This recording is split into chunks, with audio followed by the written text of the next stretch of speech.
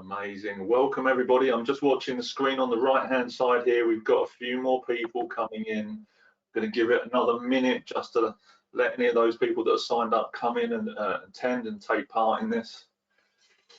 So let's make sure you've got kind of 30 to 60 seconds. Let's make sure you guys got drinks. So you've got your fluids in front of you, and I haven't got mine. Let's grab mine. Wring out the last of that tea bag. Let's also make sure while we're doing this, let's get ourselves set up for success for the next 20 to 30 minutes, making sure everyone get the phones out. Get your phones on flight mode. He says we're on flight mode. 0 distractions. You've got your drinks in front of you, phones on flight mode. Any of you that don't need to be on your social media right now, if you've got LinkedIn, if you've got Facebook, if you've got WhatsApp open on anything, let's turn those off. Let's get maximum attention into where we are right now. I want to share some ideas with you guys that are going to really help, quite frankly, to keep you sane in these times, especially when you're working from home, okay? So this is going to be super important. 0 distractions, absolute focus, full attention on where we're going. Good. A couple more people come into the room. Nice. So phones off. Drinks in front of you. Next thing, notepads, nice clean sheet. Let's get your notepads in front of you, pen, paper ready, so you can start to take some notes. Any of the ideas that I share today, I want you to make a note of them, doodle it down, put the key words down, so that when you read this again afterwards, or you've got any questions later, that you can fire those up really quickly, that it sparks a new level of imagination and thinking when you're going back through that. Oh yeah, I remember Nathan said that, or I remember someone asked this. Bring that back to your memory, so it's continually helping you to learn more about the content even after the event. Good. Got a good handful of people here. Let's do this.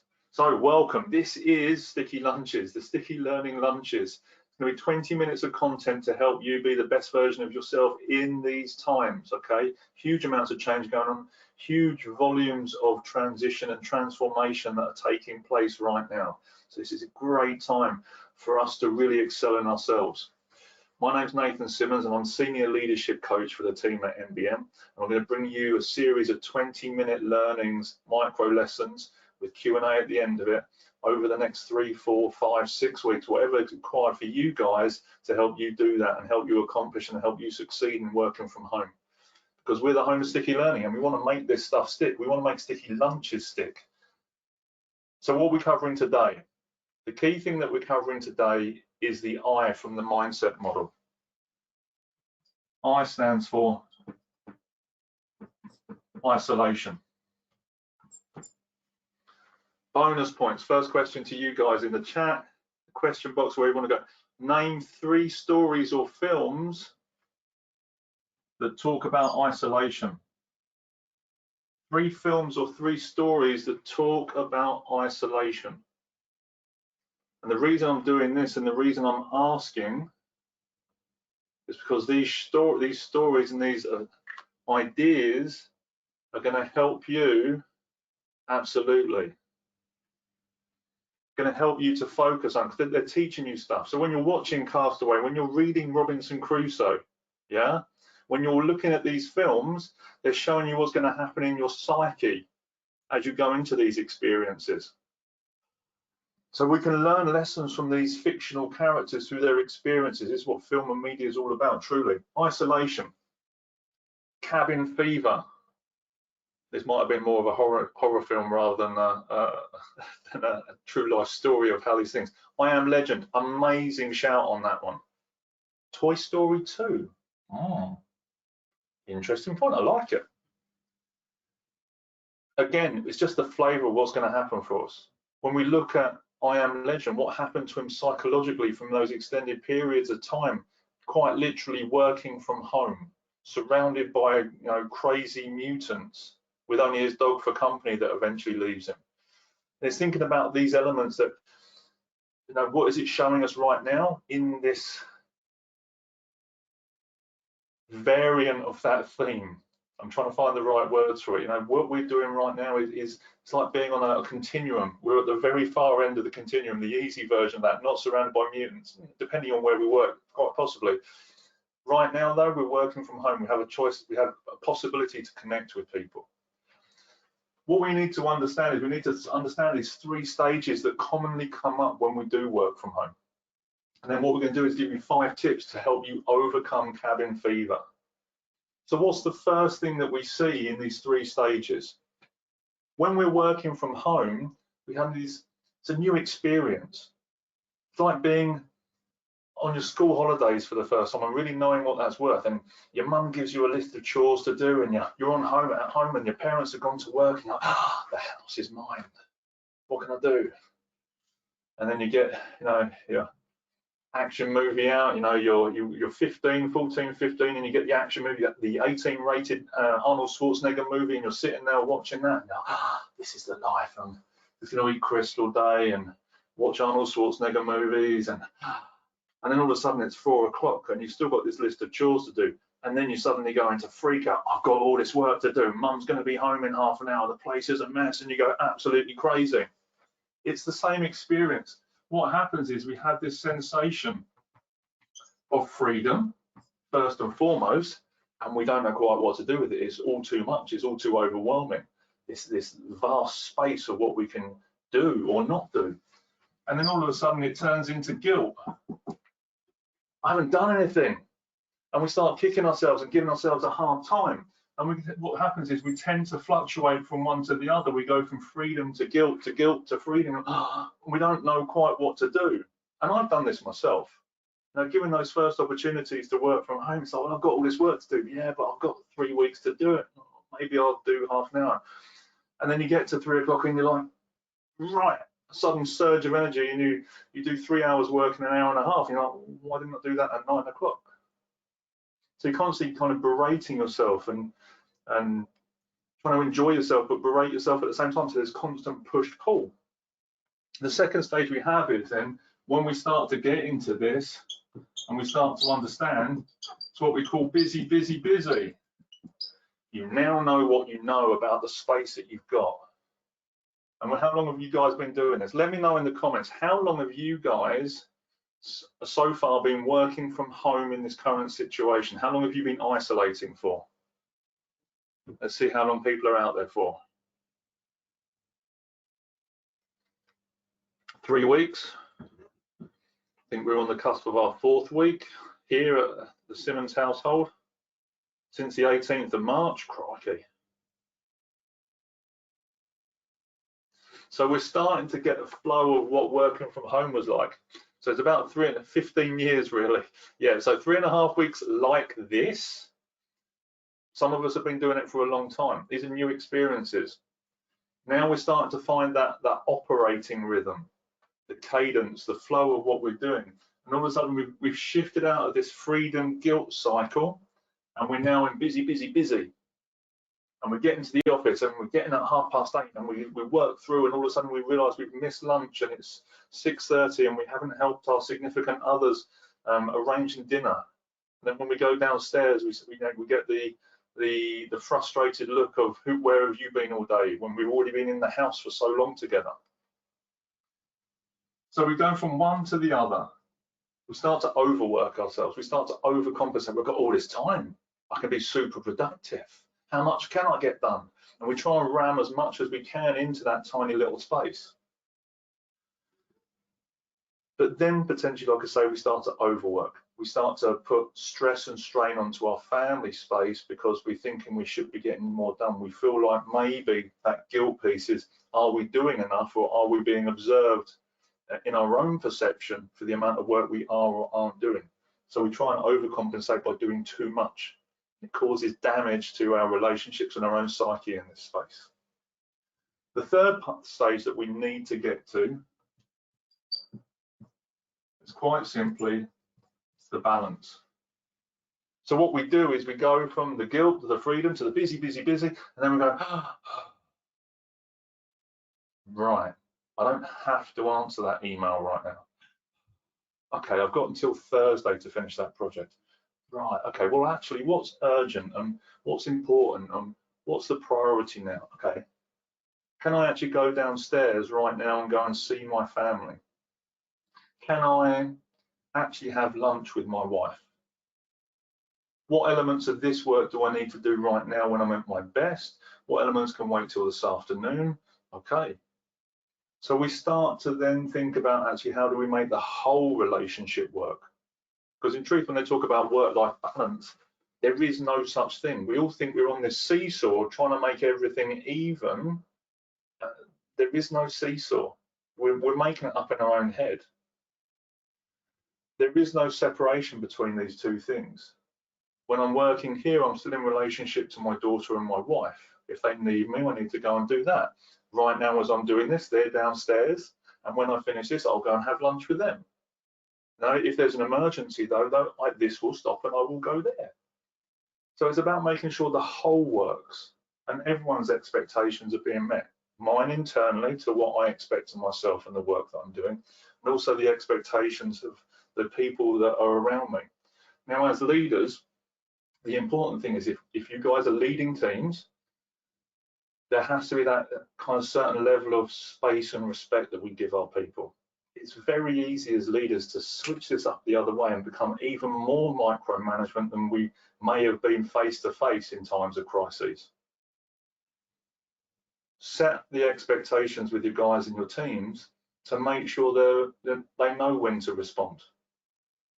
Find out when they're going to be working, because their operating rhythms may have changed. They may be working earlier in the morning to compensate for homeschooling. They may be working later in the day because actually their partner's doing the work they're working from home as well. So again, it's kind of just working out who's where or what times and when these things are going to be responded to and when these pieces of work are going to be done, rather than constantly being bam, bam, bam, bam, bam, which is going to knock this mental balance out of kilter and cause more problems and frustration. Who's experiencing or has experienced these three stages so far in the last 3 weeks? Just a quick show of yeses. Who's experienced these 3 stages in the last 3 weeks? Yes, yes, yes. What stage are you at right now? Where do you feel like you are? Are you still in kind of the freedom guilt stage, or are you busy, busy, busy, or have you found the balance? What number are you? Number 1, yes, good. 2 to 3, nice.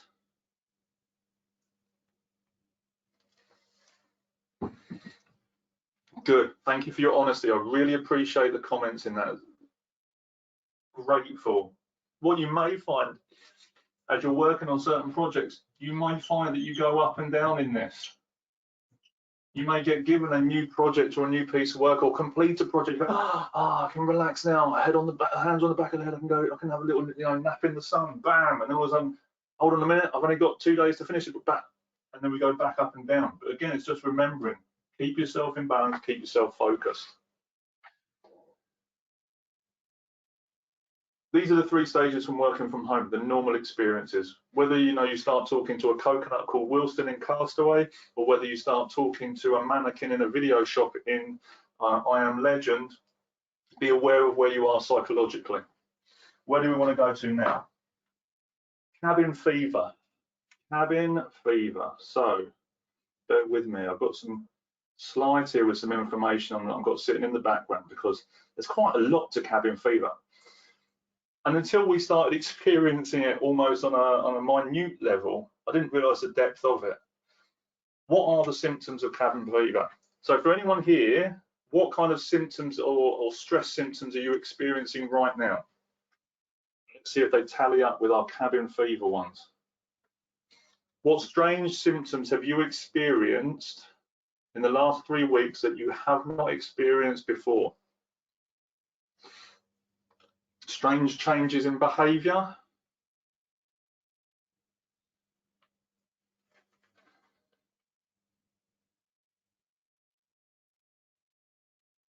Absent-minded? Yes, that happens. No motivation? Definitely. Who here is getting more tired? Who's finding they're getting to 4:30 in the afternoon, they're like, crikey, I need a nap? or you know, the screen's starting to get fuzzy, with or without the glasses? Who here's getting to 8 o'clock at night and you're thinking, crikey, I need to go to sleep right now? And you're like, it's only 8 o'clock, what is going on? Let's get some yeses on there to see who's experiencing this. These are the symptoms of cabin fever. You know, we're lucky that we've got our families around us and we're not in a cabin stuck in the middle of the Arctic somewhere. Like the symptoms here: restlessness, feeling like you want to get up and move around and do stuff; lethargy, wanting to sleep all day or frequent napping; difficulty waking up; sadness and depression, being withdrawn; trouble concentrating; lack of patience. I've definitely suffered from this recently. Social isolation, where you almost want to start pulling yourself away from more. Well, I'm not going to see them anyway, so I won't do it. I'll do it even less. And also the struggle to focus on one thing at a time. So this is super interesting when we suddenly start to look at how we are behaving as individuals. Actually, we're suffering from some of these symptoms. 5 quick tips that are going to help you to overcome cabin fever. So I've got some notes up here. 1, the first thing we want to do is avoid conflict. You are stuck in isolation, potentially with an individual or yourself or other people. The last thing you want to be doing is having conflict situation with them. You're going to be with these people for some time, okay? Thing to be doing at this point in time: have conversations.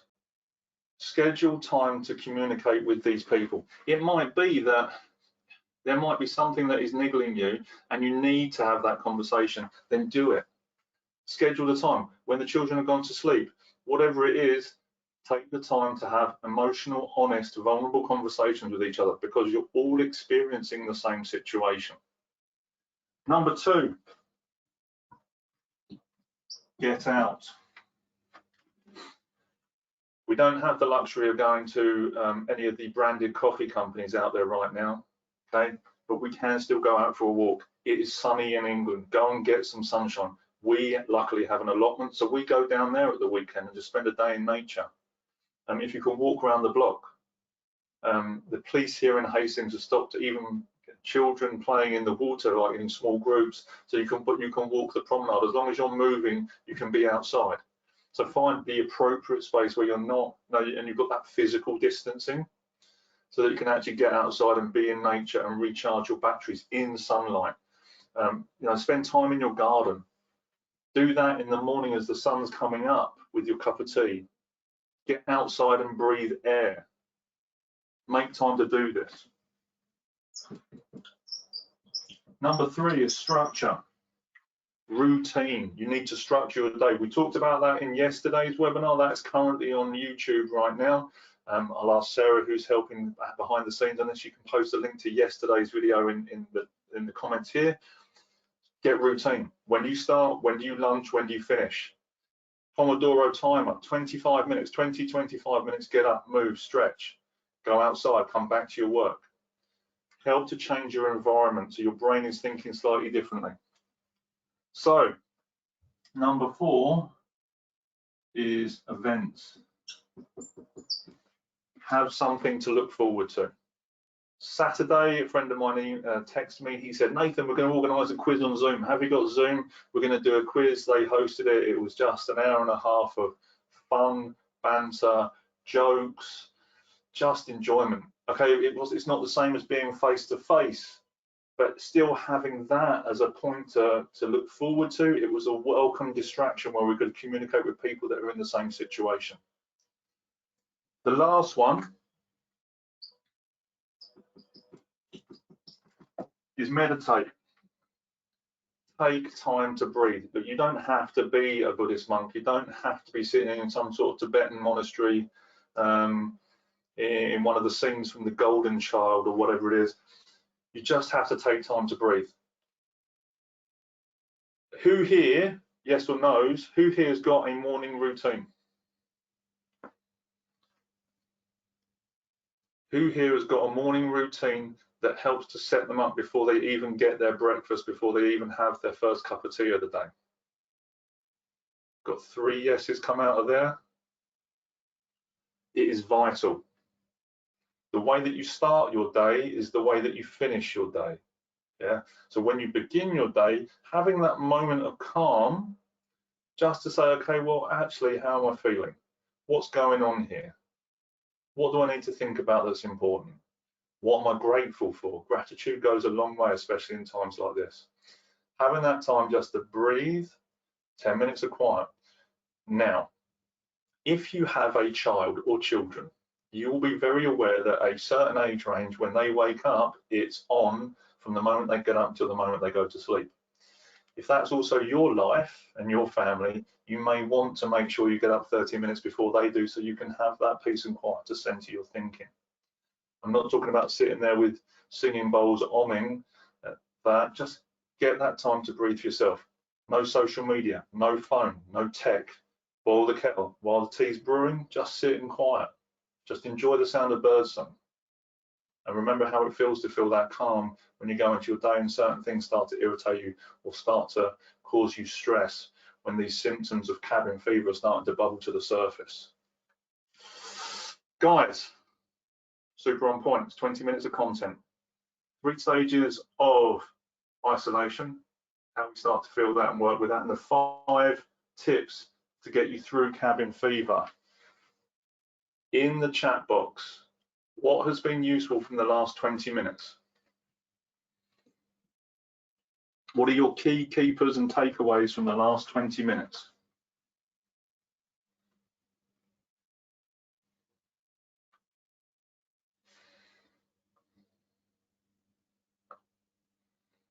And thank you very much to that on the chat box there, Sarah. There is the link to the previous sticky learning lunches.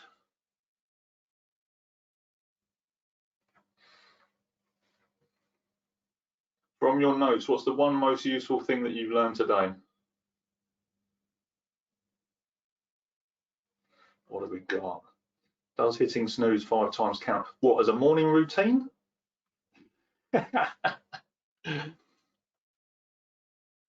Knowing I'm not alone. Do you know what? We're not. We're all in this together in different ways, shapes, or forms. Ariane, I hope I pronounced that right. Do you know what? I thought I was sick or weird, or I had coronavirus because I couldn't stay awake kind of past 8 o'clock for a while. It's not. This is where we are. It's just your brain is working in a different way at a different level of intensity, which is causing you to want to sleep and do this stuff. Knowing you'll recycle between, yeah, you will. We're gonna bump up and down with different projects, with different expectations, with different obligations as our work life changes. Actually, it's going to be a positive thing, because what will happen is your leaders and your businesses will start to see that certain projects are absolutely fruitless and pointless, and they'll say, do you know what? That's rubbish. Let's not do that. Let's focus on this. And all of a sudden, your attention's going to go like this. New projects. And then you might go freedom, guilt, busy, busy, busy, and then you're going to find the balance again. Understanding the concept of cabin fever and how to recognize it. Yeah, huge. I didn't realize, until we started looking at the definitions of isolation and cabin fever, when it flashed up and we were looking at that research and talking to Darren in the MBM team. Actually, we're experiencing this. Thank you very much for sharing these insights, guys. Confusion, what is the goal? Yeah. Questions from you guys. Look, we covered 20 minutes of content. It's the idea of short bursts of information over the next 4 to 6 to 8 weeks, whatever's required for all of you guys that are watching this. What questions have you got right now about self-isolation? What's coming up for you guys?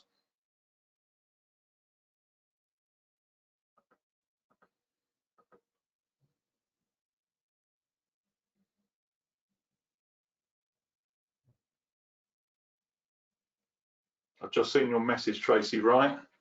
I would say that the biggest thing that I've got from this is that what I'm feeling and experiencing is normal. Yes.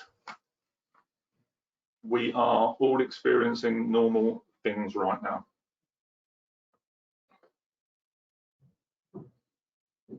What do I do when I perceive colleagues are suffering?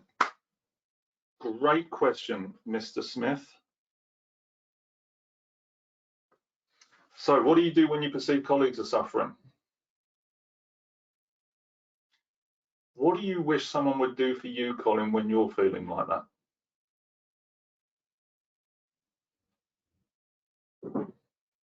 What would any of us want someone to do if we started to feel like this?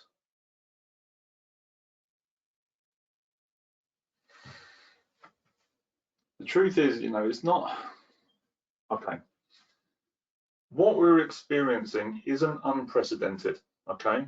This has happened in this form several times previously. I recently saw some quotes from Samuel Pepys regarding the plague or something ridiculous. And it was saying, you know, regarding, even with some of the nuances of language, it sounded exactly like the situation we're dealing with now. The intensity, ferocity, and speed at which this situation has happened, yeah, that's terrifying at points.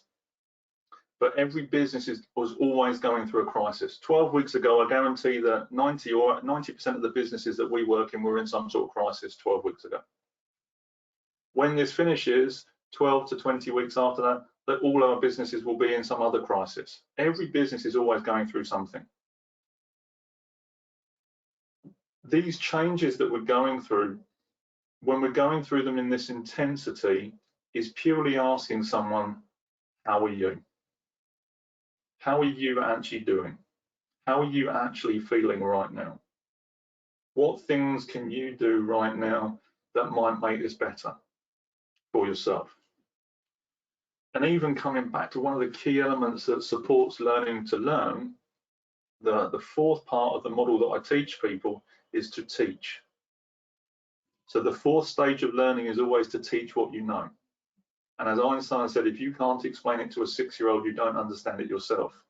This is why we do these short bursts of learning, so you can grab a couple of key ideas and then you can go to one of your colleagues and go, do you know what, I can see this is happening. This is what I'm observing. These are the emotions that I'm seeing that are coming up. Have you thought about? Here's what I learned today. No, have you got out of the house today? Have you got the balance? Have you got a routine, the structure? Who in your network? Now what, even as team people here with our colleagues, can you actually set up a Zoom quiz and just do a Zoom pub quiz with 15 of you just for a laugh? So, you know, it's create these moments, because you can see them here, create these moments for other people, because you probably would have wished that they'd done it for you. Or even to tell someone, you know what, being tired is normal. Because when I heard that last week, I was like, oh, this is amazing. I'm normal. Tracy and I are in the same boat. How do we get out of the grief of losing family members at a time when they can't hug and be with the wider? Yeah, you know what is this? If you haven't seen the bereavement curve, there is the cycle that people go, and it happens when people change jobs or lose jobs or whatever. It's the same process, and I highly recommend Googling it. I haven't got a link to it directly, but you're going to see people that are going there for this. At most, you know, we do what we can, whether it is the phone call, whether it is the Zoom face-to-face. I mean, it's not perfect, it's the best that we've got right now. Whether it's I've seen videos of newborn babies being taken to the windows of nursing homes so that their grandparents, or in hospitals, so the grandparents could see them through the window. We do what we can. We can still send flowers. We can still do certain things, and we can arrange deliveries of equipment and stuff, or nice things, so that these people know that we're thinking about them. Yeah. Even if we have to drive, you know, if we can, we drive to the edge of their house just so they can see our face, so they know we're thinking of them. Even that small gesture of just making a heart shape with your hands is going to mean 1 million hugs to them at this point in time when we can't physically be there with them. We adapt, we evolve, and we help people move through this. Good. I'm hoping it's helping. What else have we got? Any other questions right now? What have we got? I'm trying to see if, for some reason, these don't come through in order, which is driving me a bit potty.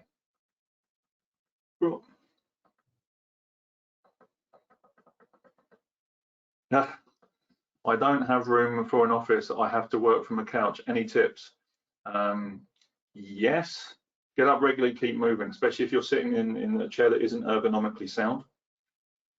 Depending on what family you've got around as well, you may have to kind of remove some of those distractions. If you've got family around you, make sure you create a space where you can separate those two elements. Maybe the lounge becomes yours, or the bedroom becomes you. Ideally, not the bedroom. You want to keep certain elements separate. This is why when we're teaching children to do homework, we don't encourage them to do homework in their bedroom, because you can't separate the rest space from the workspace. So find the right room that you can close off and go and work in that space. And make sure if you're sitting uncomfortably, you're doing your yoga stretches, you're moving, you keep going, okay?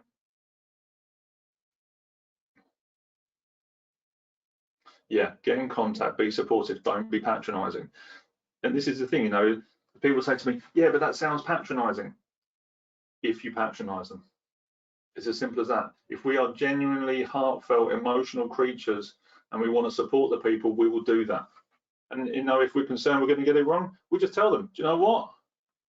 I'm concerned that I might get this wrong. I'm going to do my best in this situation because it's completely new to me. I just want you to know that I care. I want you to know that I'm thinking about you, and I wish I could be there to hug you. I'm not able to be, so I'm doing everything I can to send that energy to you. Good, good, good, good, good. Any other questions? Sarah, you can probably see this. Have I missed any other questions? And Colin, you're not doom and gloom, by the way. It's not doom and gloom. We're all working from home, but the caveat to this is we're all working at home in the middle of a crisis, which is what we're being bombarded with now 100 times a day. So also be aware of that. Be kind to yourself in this time. Guys, I hope this has been helpful. I'm going to wrap it up there. We're at the half-past mark. I'm going to be respectful of your time. I hope this is helpful. We're going to send an email out to you guys to get your feedback. What's been useful? What have you learned? What are you going to share with your colleagues from this? Okay. What did you think of me presenting today? I'd love to get your feedback so that I can incorporate that into how I'm delivering tomorrow, the day after, and so on and so forth, because that would be really beneficial to me. And I'd love your contribution to what we're delivering here. The next part is we're also going to send you some links as well. We've got a new deck of cards out. It's a coaching cards, they're coaching cube cards. They're going to help you ask some more questions of yourself and help you to ask better questions of your team so you can get even stronger results, even in a time of crisis. That link will also follow in that email as well. And I'd love to get your thoughts on that. Massive value. Currently they're priced at £5. They're there available for you to have sent to you. We'll get those into the post to you as quickly as possible. Fingers crossed. We all stay safe, we stay well, and I'll see you guys tomorrow. And I'm looking forward to sharing the next part, which is the end from the mindset model, which is all about how we dress for the job we're doing, even when we're working at home, and also how we set our spaces up. I'm looking forward to seeing you tomorrow. Have a great rest of your day. Enjoy some sunshine. Please make sure you get to breathe, okay? Thanks a lot. Cheers. Bye.